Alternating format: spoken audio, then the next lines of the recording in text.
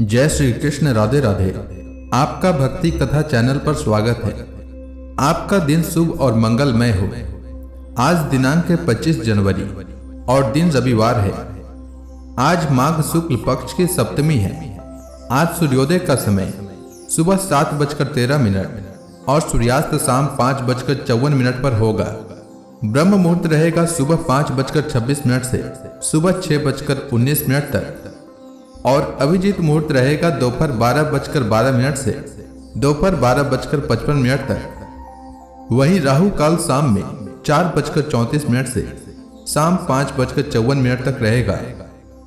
आज आइए सुनते हैं माघ मास कथा का 22वां अध्याय। लोमस ऋषि कहते हैं कि हे देवनिधि, इतना कहकर भगवान अंतर्धान हो गए। तब देवनिधि कहने लगे कि हे महर्षि, जैसे गंगा जी में स्नान करने से मनुष्य पवित्र हो जाता है, वैसे ही भगवान की इस कथा को सुनकर मैं पवित्र हो गया। कृपा करके उस स्तोत्र को कहिए जिससे उस ब्राह्मण ने भगवान को प्रसन्न किया। लोमस जी कहते हैं कि उस स्तोत्र को पहले गरुड़ जी ने पढ़ा, उनसे मैंने सुना। हे विप्र, यह स्तोत्र अध्यात्म विद्या का सार, पापों का नाश करने वाला है। वासुदेव, सर्वव्यापी, चक्रधारी, सज्जनों के प्रिय जगत के स्वामी श्री कृष्ण को नमस्कार है। जब स्तुति करने वाला विचार करे कि सभी जगत विष्णुमय है, तो किसकी स्तुति की जाए? जिस भगवान के श्वास वेद हैं, फिर कौन सी स्तुति उनकी प्रसन्नता के लिए की जा सकती है? जिसको वेद नहीं जान सकते, न वाणी न मन जान सकता है, उसकी स्तुति में अज्ञानी क्या कर सकता है?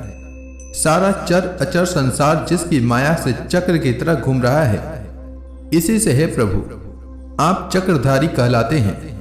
ब्रह्मा विष्णु आप ही हो। सारे संसार को उत्पन्न करने वाला ब्रह्मा को भी आप उत्पन्न करने वाले हो। जिस जीव शरीर को धारण करता है, तब उसमें ज्ञान उत्पन्न होता है। तुम सब सुखों के दाता हो, इसमें कोई संदेह नहीं है। आपसे संपूर्ण सुखों को देने वाली बुद्धि उत्पन्न होती है। आप ही 5 कर्मेंद्रिय, पंच महाभूत तथा मन के विविध भाव हो। ब्रह्मा विष्णु रुद्र की कल्पना से आप संसार की कल्पना इसी प्रकार करते हो जैसे पिता पुत्री की।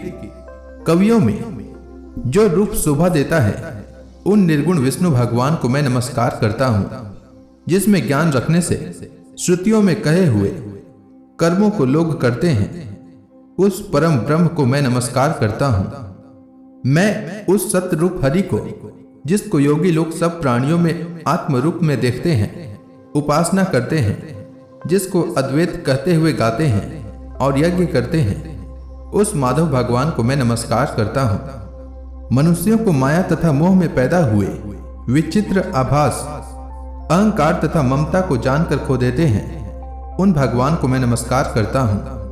संसार में मनुष्यों के मोह रूपी वायु से सदा भभकने वाली ज्वाला आपके चरण कमल की छाया पहुंचने से नहीं जलाती। जिसके स्मरण मात्र से मोह, अज्ञान, रोग और दुख दूर हो जाते हैं, उस अनंत रूप को नमस्कार करता हूं। जिनमें मिल जाने पर और किसी दूसरे की इच्छा नहीं रहती, जिसको जानकर अद्वैतवादी आत्मा को देखते हैं।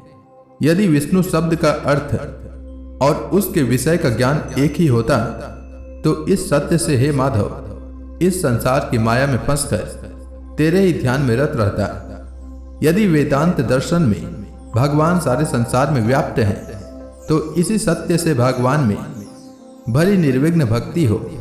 जो बीज नहीं है तो भी बिना बीज के स्वयं विद्यमान है, सो वह विष्णु भगवान रूपी रंग से हमारे बीज के टुकड़े टुकड़े को, जो सृष्टि, स्थिति तथा लय के लिए ब्रह्मा विष्णु महेश 3 रूप धारण करते हैं और कार्य में सत्य, रज और तम इन तीनों गुणों में विद्यमान है, वह भगवान मुझ पर प्रसन्न हो।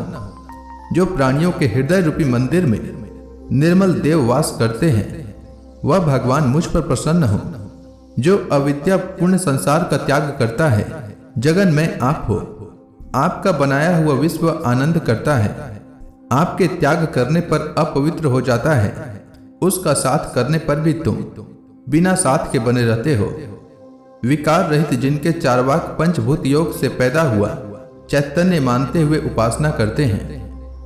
जैन लोग आपको शरीर का परिणाम मानते हैं और सांख्यवादी तुम्ही को प्रकृति से परे पुरुष मानकर ध्यान करते हैं। जन्म इत्यादि से रहित चैतन्य रूप सदा आनंद स्वरूप उपनिषद जिसकी महिमा गाते हैं। आकाश आदि पंचभूत देह मन बुद्धि इंद्रियां सब कुछ तुम ही हो, तुमसे अलग और कुछ नहीं।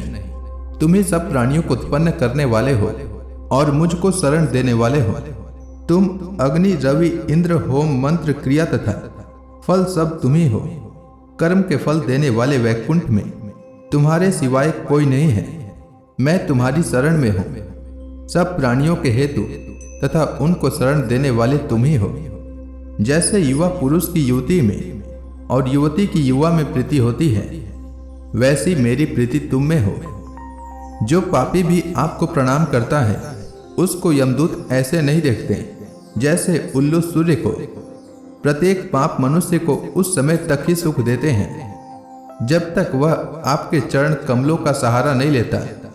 जिसको गुण जाति तथा धर्म को स्पर्श नहीं कर सकते तथा गतियां भी स्पर्श नहीं करती, जो इंद्रियों के वशीभूत नहीं है, जिनका बड़े बड़े मुनि लोग साक्षात नहीं कर सकते, उन भगवान को मैं नमस्कार करता हूँ। जितने ज्ञान रूपी सुंदर गुण हैं, जिन्होंने सुख स्वरूप मोक्ष रूपी लक्ष्मी का आलिंगन किया, जिन्होंने आत्म स्वरूप सुख भोगा है और जिन्होंने ध्यान रूप से मृत्यु को वश में कर लिया है, ऐसे मुनियों से सेवित भगवान को नमस्कार है।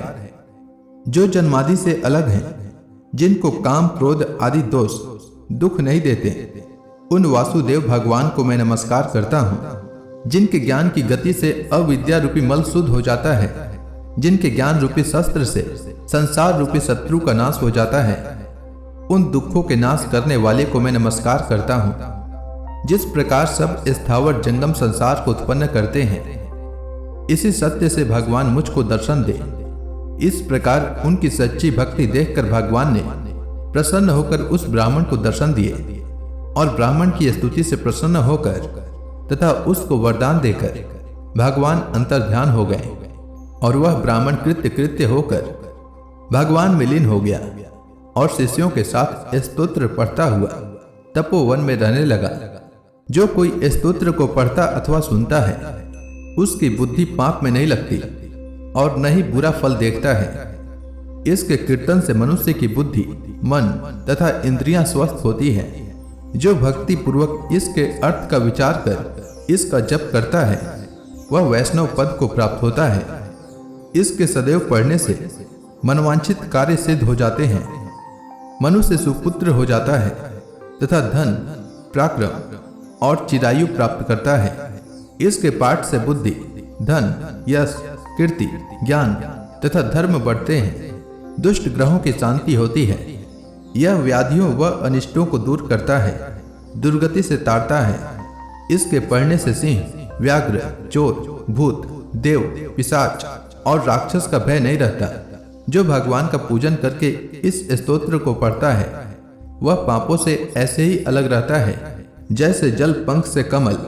जो इस स्तोत्र को 1 काल 2 काल या 3 काल पढ़ता है, वह अक्षय फल प्राप्त करता है। जो मनुष्य प्रातः काल इस स्तोत्र का पाठ करता है, वह इस लोक और परलोक में अक्षय सुख पाता है। वेद द्वितीय का बनाया हुआ यह स्तोत्र भगवान को अत्यंत प्रिय है और भगवान के दर्शन कराने वाला है। योग सागर नाम का यह स्तोत्र परम पवित्र है। जो कोई भक्ति पूर्वक इसको पढ़ता है या सुनता है, वह विष्णु लोक को जाता है। अब पिशाच मोक्ष की कथा कहते हैं। तो इसी के साथ यह अध्याय समाप्त हुआ। तो प्रेम से बोलिए विष्णु भगवान की जय, समस्त देवी देवताओं की जय। इसके आगे की कथा मैं कल के अध्याय में सुनाऊंगा। तब तक के लिए भगवान श्री हरि विष्णु का नाम जपते रहें।